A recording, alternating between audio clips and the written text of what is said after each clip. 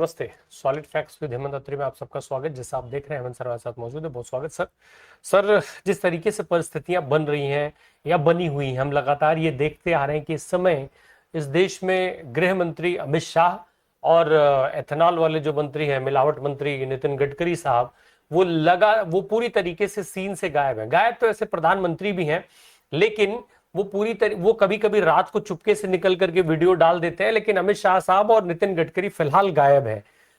और गायब in the sense ये बात हो रही कि सदन के अंदर ये कहीं नहीं दिख रहे।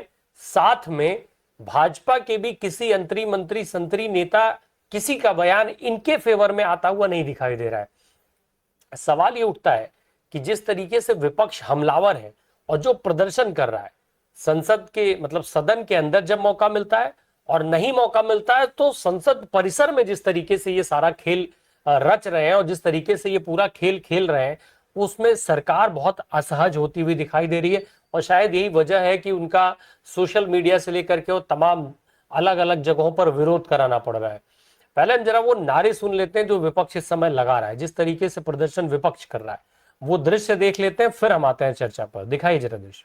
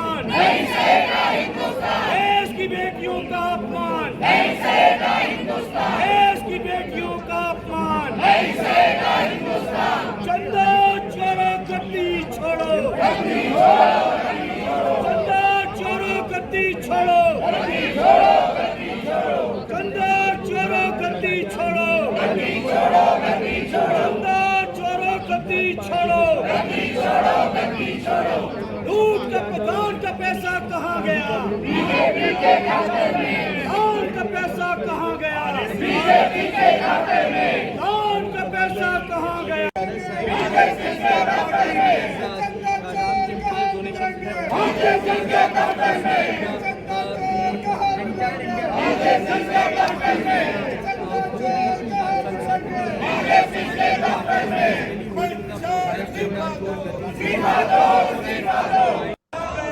आरएसएस के खाते में।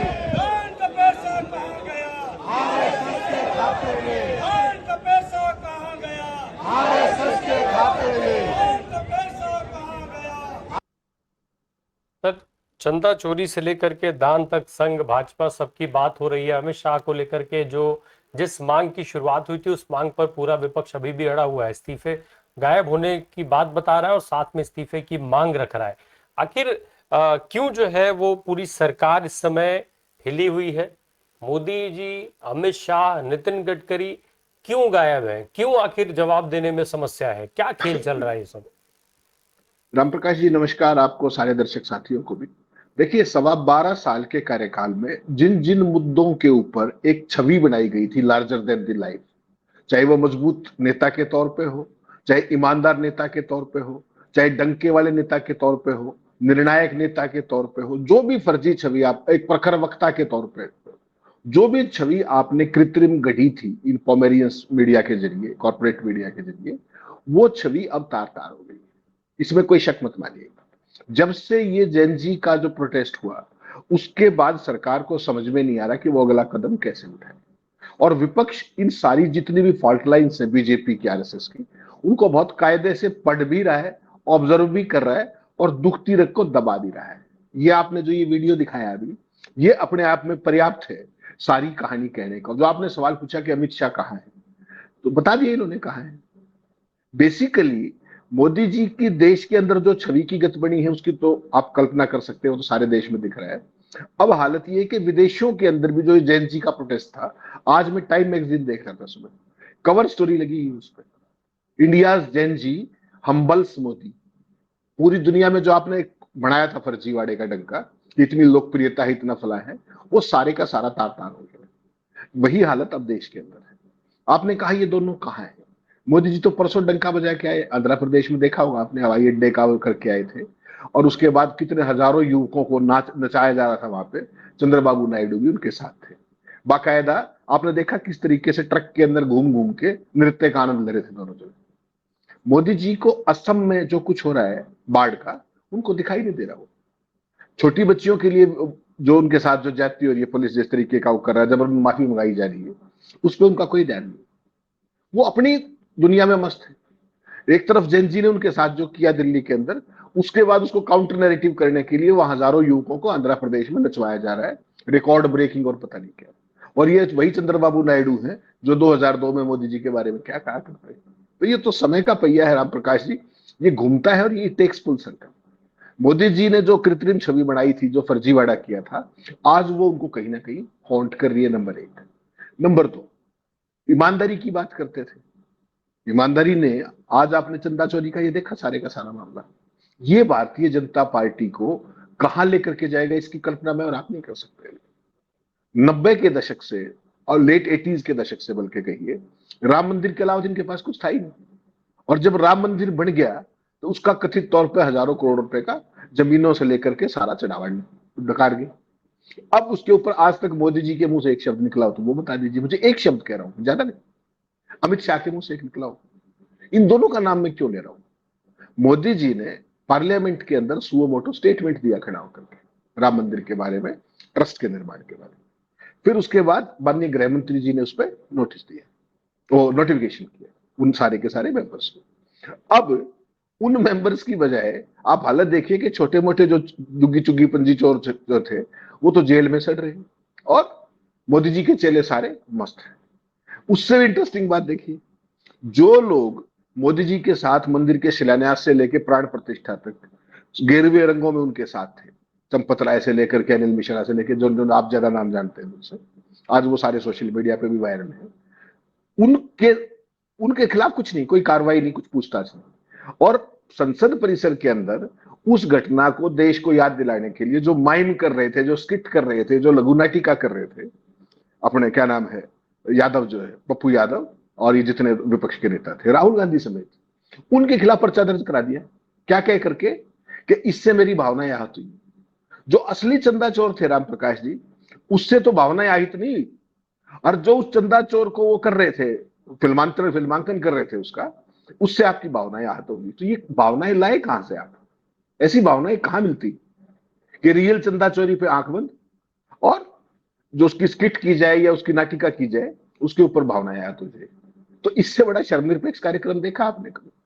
उसके बाद नैरेटिव को बदलने की कितनी कोशिश की जा रही है। डेस्परेशन देखिए आप सरकार के अंदर, जो मैं कहता हूं ना आपको, पैनिक, डेस्परेशन और पैनिक दोनों देखिए। मोदी जी ने 4 वीडियो बना डाली, रील, 4 रील बना डाली प्रधानमंत्री। उसके बावजूद भी उनकी जो ट्रोलिंग है वो कम नहीं हुई। तो उसके बाद वो डंका बजाने चले गए, एयरपोर्ट का उद्घाटन करने और करने। अमित शाह जी दिख ही नहीं रहे।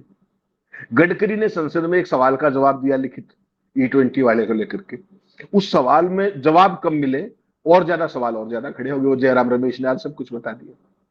तो हालत यह है कि इन दोनों को और स्वयं प्रधानमंत्री को बचाने के लिए किसी का बयान देखा आपने? कोई अमित शाह के, जो दिल्ली में बच्चों के साथ बर्बरतापूर्ण कार्रवाई हुई 20 तारीख की, उसके बाद संसद में तो कोई चर्चा हुई नहीं किस तरीके की। आज तक उस पर कोई चर्चा नहीं, गृह मंत्री का बयान नहीं, प्रधानमंत्री का बयान नहीं, किसी का बयान नहीं। और उसके बाद नैरेटिव को चेंज करने के लिए रिले बनाई, उसमें ट्रोलिंग हो गई। अब अलग अलग तरीके से एक वो फजूल वाहियात किस्म का आदमी था इनका पूर्व सांसद, वो विदुड़ी जिसको आप कहते हो, जो संसद में वो गालियां दिया करता था, आज उसने एक नया और शर्मनिरपेक्षता का अगला एक पायदान अचीव कर लिया है कि कैसे नैरेटिव को इधर उधर करना है अपने फेवरेट सब्जेक्ट के ऊपर, अपना फेवरेट टोन के ऊपर। आज वो जो बच्चे जंतर मंतर पर प्रदर्शन कर रहे थे, आप सोचिए कितने हाईली क्वालिफाइड बच्चे थे वो, उनके बारे में कह रहा है कि वो पंचर वाले। सोचिए आप, ये विश्व गुरु की बात करते हैं, पंचर से आगे बढ़ नहीं रहे। मैं तो चाहता हूं एक बार ये वही शख्स है, ये भी बता दो दर्शकों को, थोड़ा ध्यान से सुने इस जाहिल की बात को। ये वही है जिसने संसद के अंदर गालियां दी थी एक अपने साथी सांसद को, और इसको नोटिस भी नहीं मिला था। एक बार जरा वो सुनवाना चाहिए आपको जो उसने बकवास की है जैन जी के बारे में। अगर वहां पर 30-50 हजार बच्चों को वो जो बेरोजगार पंचर लगाने वाले वहां पर ज्यादा थे, ताला बनाने वाले वहां पर ज्यादा थे, पंचर लगाने वाले मालूम ही है आपको, वो लोग वहां पर ज्यादा थे और छात्र लोग वहां पर कम थे। ये भी मैं आपको जानकारी देना चाहता हूं। और क्या भारत की बेटी या भारत का बेटा मोदी जी के बारे में, उनके परिवार के बारे में इस प्रकार की बातें कर सकते हैं क्या? वो पंचर लगाने वालों की ही औलादे होंगी, पंचर लगाने वालों के ही खानदान होंगे जो मोदी जी के बारे में इस प्रकार की बातों का उपयोग कर रहे थे। भाइयों बहनों जी, ये रामप्रकाश जी जैन सम्मेलन है भाजपा का, इसमें ये ज्ञान दे रहे हैं। जैन सम्मेलन, अब आप सोचिए क्या कह रहे हैं कि जो वहां बोल रहे थे, जो भी मोदी जी को गालियां देगा वो पंचर लगाने वाला होगा। तो इनको कौन से चाहिए पता है आपको? वो जो कावड़ लेकर के आ रहे हैं ना, वहां पर जो दिंगा मस्ती कर रहे हैं, जो कारें तोड़ रहे हैं, जो नशे में बेहोश हो रहे हैं, इनको वो वाली जंजीर चाहिए। ये समझना पड़ेगा हम सबको कि इनकी जंजीर, जो इनकी विश्व गुरु की बिना परिभाषा का विश्व गुरु है, वो दे वर्क फॉर देम, कि कैसे ज्यादा से ज्यादा कावड़िए बढ़े देश के अंदर, कैसे ज्यादा उपद्रवी बढ़े, किस किस तरीके से कानून का हाथ में लिया जाए। उन उपद्रवियों पे कुछ हुआ क्या अब तक? अगर आपने ध्यान किया हो तो कहीं कुछ नहीं हुआ। गाड़ी तोड़ दी गई, सरेआम सड़क पर वो बकवास करते घूम रहे हैं, लेकिन कोई फर्क नहीं पड़ता। तो ये श्रीमान जो रमेश बिदुड़ी है, ये जो मौजूद छात्र थे, ये भी जैन सम्मेलन कर रहे हैं। देखिए, आपने देखा होगा उसके सामने जो बैनर लगा हुआ था, जैन सम्मेलन था भाजपा का। तो उन्हें पंचर वालों को बेरोजगार बेटे बेटियां कह रहा है। प्रधानमंत्री के लिए मुसलमानों के बारे में ऐसी अपमानजनक बातें कोई नई या चौंकाने वाली बात नहीं है, लेकिन अभद्र भाषा का इस्तेमाल जरूर है। ये अभद्र भाषा रामप्रकाश जी सिखाई किसने? क्या 2014 से पहले भी कोई सोचता था कि प्रधानमंत्री को गालियां दी जानी चाहिए इनके शब्दों में? जो गालियां प्रधानमंत्री जी ने नेहरू जी से लेकर के, सोनिया गांधी से लेकर के, राजीव गांधी से लेकर के किसी को नहीं बख्शा, किसी को भी। जिसके यहाँ ऐसे ऐसे रमेश बिदुड़ी जैसे कलाकार हों, उससे बड़े बड़े वाले हों, हमने दिखाया था परसों के शो में या कल के शो में जो भी था, वो दिखाया था किस तरह की गालीबाजी। इनको अपने अंदर झांकने की वो नहीं, उन बच्चों के ऊपर ये है। हम ना इस गाली के पक्षधर हैं ना उस गाली के पक्षधर, लेकिन ये परिस्थिति पैदा किसने की, ये तो सवाल होगा ना। इस आईटी सेल का जो बीजेपी संचालित करती है, उसका फाइनेंस कहां से आता है, ये तो होगा ना। गाली वहीं से आई ना, उससे पहले कहीं पब्लिक डोमेन के अंदर कहीं गालियां होती थी।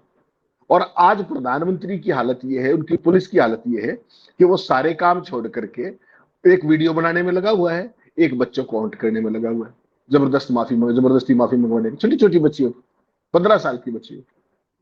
क्या साबित करना चाहते हो आप? यही कि आपके अंदर नैतिक साहस नहीं है चीजों को सामने आने का। आज कोई मंत्री क्यों नहीं आ रहा मोदी जी को बचाने के लिए? मोदी अपने शाह को बचाने के लिए क्यों नहीं आ रहा? नहीं, मंत्री नहीं आ रहे, ठीक है सर, लेकिन जो उनका तथाकथित एनजीओ है, गैर पंजीकृत एनजीओ, वो तो उतर गया ना मैदान में, खुल करके वो जंजी को देशद्रोही बताने का काम कर रहे हैं। उनके सर कारवां है अतुल लिमये, जिस तरीके का बयान उनका आया है, वो साफ तौर पे कह रहे हैं कि इस देश में जंजी जो है वो देश विरोधी है। सरकार का विरोध, सरकार से सवाल पूछेगा, जंजी तो देश विरोधी नहीं बताया जाएगा तो क्या बताया जाएगा? सुना देते हैं, लिमये का बयान सुनाइए जरा। देश बनायचा असेल, जसं भरतजींनी त्यांच्या भाषणामध्ये सांगितलं की विकसित देश बनायचा असेल तर या युवा शक्तीचं एक मोठं योगदान आपल्याला पाहिजे। पण ही युवा शक्ती कशी पाहिजे, कुठले संस्कार पाहिजे, कुठली स्वप्न पाहिजे, कुठली गीतं पाहिजे त्यांच्या ओठी, हे मात्र नीट काळजीपूर्वक आपण ठरवलं पाहिजे। आणि त्याच्यासाठी जे काही आपल्याला, म्हणजे हे आंदोलन फक्त पॉलिटिकल या दृष्टीने बघू नका, केवळ अँटी बीजेपी या अँगलनी हे बघू नका। हे आंदोलन अगेन्स्ट द कॉन्स्टिट्यूशन, संविधानाच्या विरोधातलं एक हत्यार म्हणून उपयोग केलेलं आंदोलन आहे, या अर्थाने बघा। अगेन्स्ट द नेशन, भारत विरोधातलं एक आंदोलन या अर्थाने उभं केलेलं आंदोलन आहे, या अर्थाने या शक्तीकडे आपण नीटपणे बघितलं पाहिजे। जी सर, ये जो बयान है, जरा एक तो इसका हिंदी में मतलब बता दीजिएगा दर्शकों को। जिस तरीके से लिमये साहब कह रहे हैं, एक बात साफ हो गया कि सरकार से सवाल आप पूछेंगे, भाजपा से सवाल पूछेंगे, नरेंद्र मोदी से सवाल पूछेंगे, तो आप किसी भी तरीके से देशभक्त नहीं हो सकते। नहीं रामप्रकाश जी, यही तो 12 साल में स्टेब्लिश किया है, ये बहुत बड़ी अचीवमेंट है।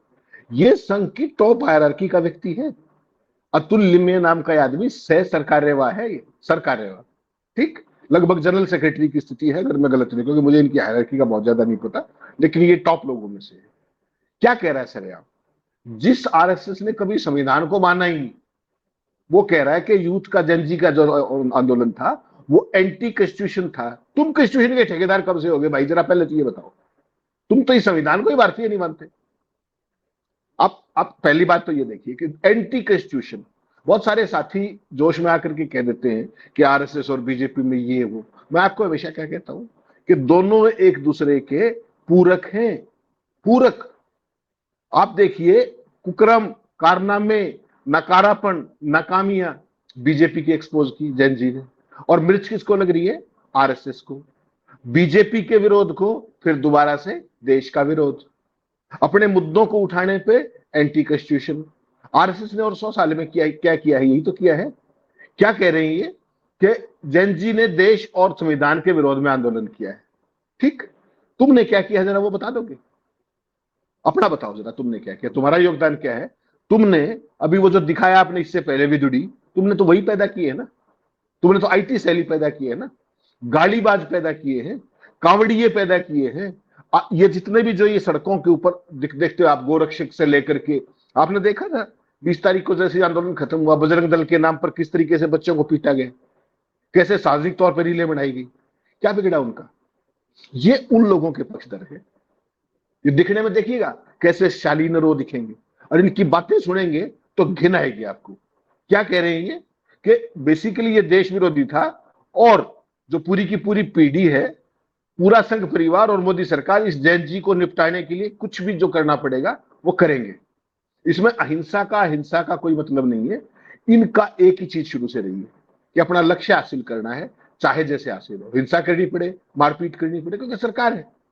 दिल्ली में भी सरकार है, 20-21 राज्यों में सरकार है डबल इंजन की, जैसे चाहे विध्वंस करे। सवाल ये नहीं है राम प्रकाश जी, सवाल ये है कि ये किस तरीके के गुंडे पैदा कर रहे। आरएसएस और बीजेपी, मैं पूरी जिम्मेदारी के साथ कह रहा हूं, दो तरह के गुंडे पैदा कर रहे हैं। एक वो गुंडे हैं जो सड़कों के ऊपर जो उपद्रव मचाते हैं, देखा आपने, हरिद्वार से लेकर के तमाम जगह पर दिल्ली के अंदर जो बच्चों के साथ रीलें बना रहे थे बाकायदा, उनको शर्म भी नहीं इस बात की, क्योंकि उनको पता है कि लॉ एंड ऑर्डर तुम्हें कुछ नहीं कोई कहने वाला है। एक वो है। और दूसरे गुंडे इन्होंने बनाए हैं ऑनलाइन, जो एब्यूजर्स, ट्रोल। वो सुबह से शाम तक जो भी मोदी से सवाल पूछ दे, जो भी आरएसएस का जिक्र कर दे, उसको जो गालियां देते हैं, किसी को नहीं बचता। मोदी जी को अपनी बारे में बातें याद आ गई, जो मोदी ने जो औरों को गालियां दी हैं आज तक, कभी उसका हिसाब ध्यान में आया है? ये आरएसएस और बीजेपी राम प्रकाश जी एक सिक्के के दो पहलू, ये हमेशा ध्यान रखना पड़ेगा हमको। और गालीबाजों के तो पोषक ही इन्हीं के सरपरस्ती में देश के अंदर आपने कब ऐसा माहौल देखा था 2014 से पहले कि ऑनलाइन तब भी था, सोशल मीडिया भी था, सारी बात थी। इस तरीके की गंदगी कहां से आई? ये लोग लेकर के आए। अपनी नाकामियों को, नकारापन को छुपाने के लिए इन्होंने वो लाइन दी कि जो भी सवाल पूछे उसको गालियां देने शुरू कर दो, वो भाग जाएगा। लेकिन ये जैन जी है, इसने आपकी यूट्यूब पे, आपकी क्या बोलते हो आप, इंस्टाग्राम पे, सब जगह जुलूस निकाल के रख दिए, और वो तथ्य निकाल दिए जो मीडिया का काम था। मीडिया तो कर नहीं रहा, मीडिया तो चाटुकारिता कर रहा है जो कुछ कर रहा है। ये बच्चे आप सोचिए 2002 से लेकर के, गुजरात दंगों से लेकर के अब तक के जो मोदी जी के झूठ फरेब लोगों के साथ वो है, वो सारी की सारी चीजें उन्होंने सामने ला के रखी। और उसी सोशल मीडिया पे प्रधानमंत्री के चेले क्या कह रहे हैं कि 90 करोड़ व्यूज हो गए फलाने। व्यूज को छोड़ दीजिए, उसको देख करके लोगों ने टिप्पणी क्या की, जरा एक बार उसको एनालाइज कर लो, समझ में आ जाएगा बात। आपकी पॉपुलैरिटी भी समझ में आ जाएगी, आप कितने बड़े ऑरेटर हैं उसको भी समझ में आ जाएगा। केवल कुछ नहीं करना, 2 घंटे वो कमेंट्स पढ़ लीजिए।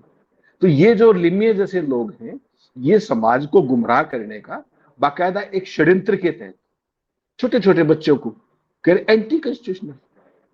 अरे जिसका रजिस्ट्रेशन नहीं है वो सर्टिफिकेट बांट रहा है। अभी 10 दिन रुकिए, अभी ये विभाजन विभीषिका दिवस मनाएंगे। वो लोग जो मुस्लिम लीग के साथ सरकारें चलाते थे 3-3 राज्यों के अंदर, आरएसएस, वो लोग अब इस देश में विभाजन विभीषिका दिवस मनाएंगे, जिनके पुरखों ने 2 राष्ट्र सिद्धांत को सबसे पहले उठाया कि हिंदुओं का अलग देश होना चाहिए, मुसलमानों का अलग देश होना चाहिए। उनको विभाजन की परेशानी है, इनको एंटी कॉन्स्टिट्यूशनल याद आ गया। तुम कॉन्स्टिट्यूशन के तहत रजिस्टर्ड हो, इसका जवाब कोई पूछ लेगा में से? राहुल गांधी से पूछोगे, वहां पुलिस वालों को भी चोट लगी है। प्रियंका गांधी से पूछोगे कि वहां पे संसद क्यों नहीं चल रही है। और अमित शाह आएंगे तो पेन, माइक और सारी नोटपैड दूर रख के आओगे, ही करोगे। ये सिस्टम पूरे का पूरा, ये फासिस्ट सिस्टम, मोदी तो केवल एक चेहरा है, इसके सारे खेल के पीछे आरएसएस है, जो 100 साल से राजा को, प्रधानमंत्री को एक अवतार के रूप में स्टेब्लिश करके और सवालों से परे रखना चाहता है। रोज देखते हो आप, चंपत राय क्यों बचा हुआ है? तो चंपत राय के सरपरस्ती में वहां चोरी हुई, उसकी निगाहबानी में चोरी हुई, उससे किसी की भावना याद नहीं। ये भी तो देखिए ना। तो ये फर्जीवाड़ा आता कहां से? ये वहीं से आता है। ये जो कहेंगे वही सही है। संविधान की व्याख्या भी यही करेंगे। क्या देश के सम्मान में है वो भी क्या है, अपमान क्या है वो भी ये तय करेंगे। पप्पू यादव पे बड़ी प्रेस कॉन्फ्रेंस के अंदर आपने देखा किस तरीके से हमला हुआ? क्या प्रधानमंत्री के मुंह से एक शब्द निकला? क्या ये लॉ एंड ऑर्डर का सवाल नहीं? अगर उनके ऊपर जानलेवा हमला हो जाता, कौन जिम्मेदारी था? और जबकि ये पता है कि ये सारी चीज होने के बावजूद जिस तरीके से उनकी ट्रोलिंग की गई थी कि वो वल्नरेबल है, उसकी सुरक्षा को खतरा हो सकता है, कोई जवाबदेह है भी इस देश में नहीं। वो तो सवाल सर ये पप्पू यादव के पापों की सजा उनको मिल रही है, जो इस तरीके की परिस्थिति उनको फेस करना पड़ रहा है। सर सवाल एक और भी है, जो जेनजी की हम बात कर रहे थे, मोदी जी के रील की बात कर रहे थे, जेनजी का पलटवार बहुत तीखा होता जा रहा है। जिस तरीके से नरेंद्र मोदी सामने आए, उन्होंने कहा कि मैंने सबको माफ कर दिया, इस पर बहुत जबरदस्त रिएक्ट कर रहा है जेनजी, और सीधे तौर पर एक बार फिर से बहुत मुखर है। सवाल अब यहां तक उठने लगे हैं कि आपने जंतर मंतर पर जो है वो चेहरा पहचानू मशीन लगा करके 2800 अपराधियों को पहचान लिया, लेकिन चढ़ावा चोरी करने वाले लोगों को आप नहीं पहचान पा रहे। तमाम इस देश में जो घटनाएं दुर्घटनाएं हो रही हैं और जिस तरीके से उनको अंजाम दिया जा रहा है, उसमें जो लोग शामिल हैं, उसमें ये चेहरा पहचानू मशीन कहीं काम नहीं आ पाती है आपको। तो ये केवल क्या प्रोटेस्ट कर रहा था जेनजी, बस उतने के लिए ही ये मशीन कारगर थी, बाकी सबके लिए बेकार है? अब इस तरीके के सवाल भी नरेंद्र मोदी जी से पूछे जा रहे हैं। तो अमित शाह, नितिन गडकरी तमाम मामलों में पहले से ही घिरे हैं प्रधानमंत्री। अब कहां तक ये, अब ये इन सवालों का भी जवाब कैसे दे पाएंगे मोदी जी? क्या करें? राम प्रकाश जी, जहां पर चंदे की चोरी हुई, चढ़ावे की चोरी हुई है, अब पता लग रहा है कि जो भी स्ट्रेटेजिक पॉइंट्स थे वहां पर नहीं थी कवरेज सीसीटीवी की, अब लगवाए जा रहे हैं। और होते भी तो क्या हो जाता, दिल्ली के अंदर आपने अपराधी तत्व तो पहचान लिए 20 तारीख को। वो जो सैकड़ों बिना वर्दी वाले थे, दाढ़ी बड़े हुए, चप्पलों के अंदर लट लेके, किलो वाले लट लेकर के, वो पहचान लिए क्या? या उनका चेहरा उससे पहचान में नहीं आता मशीन से? ये इन्होंने जो भी सवाल पूछेगा इनसे, जो भी सवाल पूछेगा, फेशियल रिकग्निशन केवल और केवल उसके ऊपर कामयाब है, पेगासस उसके ऊपर कामयाब है, और दुनिया भर के कौन कौन से सॉफ्टवेयर ले आए हैं। जो इजराइल के प्रति फादरलैंड बड़ा प्रेम है ना, वो वैसे नहीं है, आपको समझना पड़ेगा। वो इजराइल से सॉफ्टवेयर लो, चोरी छुपे हथियार भेजो नरसंहार के लिए गजा के अंदर, वो सारा कार्यक्रम भी तो इसी दौरान चला है। एमनेस्टी की पूरी रिपोर्ट आई है 4 दिन पहले। तो ये बेसिकली भारत के अंदर विरोध के स्वर जो थे उनका दमन करने का, उनका कुचलने का एक क्विड प्रो को चला उधर इजराइल के साथ, कि सारी टेक्नोलॉजी हमें दे दो आप। और इनमें से कई तो सॉफ्टवेयर वेपन ग्रेड के सॉफ्टवेयर, जासूसी के नाम पर और सारी चीजों के नाम पर। और प्रिवेसी को सुप्रीम कोर्ट मौलिक अधिकार के तौर पर स्वीकार करता है। उसके बावजूद भी कि जो व्यक्ति जरा जिसकी मर्जी का फोटो खींच लो, जो भी कर लो, कोई पूछने वाला ही नहीं। लेकिन उससे निकलेगा वो एंड रिजल्ट, वो होगा जो मोदी सत्ता के अनुकूल होगा। यानी कि राम प्रकाश राय वहां क्या कर रहे थे, नारे क्यों लगा रहे थे, सवाल क्यों पूछ रहे थे, ठीक। और उसके बाद फिर माफिया मंगवाने से लेकर के, पुलिस भेजने से लेकर के, वो सारी चीजें। 15 साल की बच्ची, मैं नाम नहीं लूंगा उसका, उस बच्ची ने माफी भी मांग ली वीडियो बना करके। और आज ही मैं खबर पढ़ रहा था अंग्रेजी के अखबार में कि अभी तक भी FIR ड्रॉप नहीं हुई। बताइए आप, प्रधानमंत्री जी माफ कर चुके हैं, दूसरी जगह लिखा हुआ है कि अब FIR नहीं होगी। तो पूरे का पूरा भय का वातावरण। कई बार आप सोच करके देखिएगा, अंग्रेजों से जो लड़ने वाले थे, जो आजादी के जो हमारे स्वतंत्रता सेनानी थे, वो रात के अंधेरे में वो अपने पोस्ट लगाया करते क्रांति की, तो अंग्रेजों के विरोधी नारे लगाया करते और किया करते थे, ठीक, और गायब हो जाते थे।